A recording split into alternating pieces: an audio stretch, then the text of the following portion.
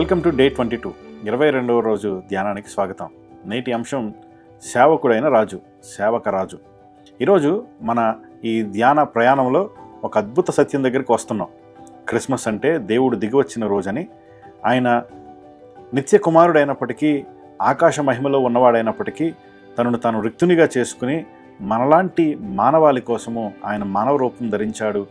ఆయన ఆడంబరంతో అట్టహాసంతో ఆ పని చేయలేదు, కానీ ప్రేమతో సేవ చేయడానికి ఈ పనిని పూనుకున్నాడనే సత్యాన్ని మనం గ్రహిస్తున్నాం.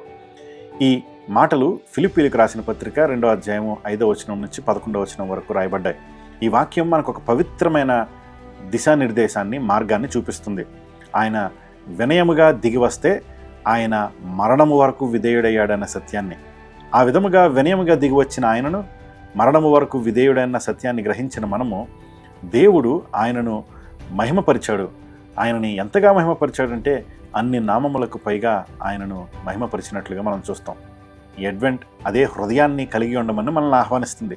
ఈ ఉదయం ఒక నిర్ణయాన్ని తీసుకోండి. ఇతరులని మనకంటే ముందుగా పెట్టే నిర్ణయం, త్వరగా క్షమించే నిర్ణయము, సంతోషముగా ఇతరులని సేవించే నిర్ణయాన్ని మనం చేయాలి. ఎందుకనంటే ఈ రాజు సేవకుడైన రాజు. ఆయన మోకాళ్లపై తన్ను తాను తగ్గించుకుని ఈ భూమికి వచ్చిన రాజు. ఆయన వినయము, ఆయన వినమ్రత నీ క్రిస్మస్ని తీర్చిదిద్దగలదు. ఈ కవితను నేను చదువుతాను. ఆకాశము నుండి దిగినవాడే మన మధ్య నడిచిన రాజు, మహిమ గౌరవాలు విడిచి తీసుకొనను మన తరాజు. దిగివచ్చుట ఆయన మహిమ, విధేయత ఆయన శోభ. సిలువ దారిలో వేసిన అడుగు మానవులని అది నూతనముగా కడుగు. వినయరాజును చూడగా మనసే మృదువవుతుంది. వినమ్రత నేర్చిన ఆత్మకు క్రిస్మస్ క్రొత్త ఉదయాన్ని ఇస్తుంది. దేవుడు మిమ్మల్ని దీవించునుగాక. రేపటి దినము మరొక ధ్యానంతో కలుసుకుందాం.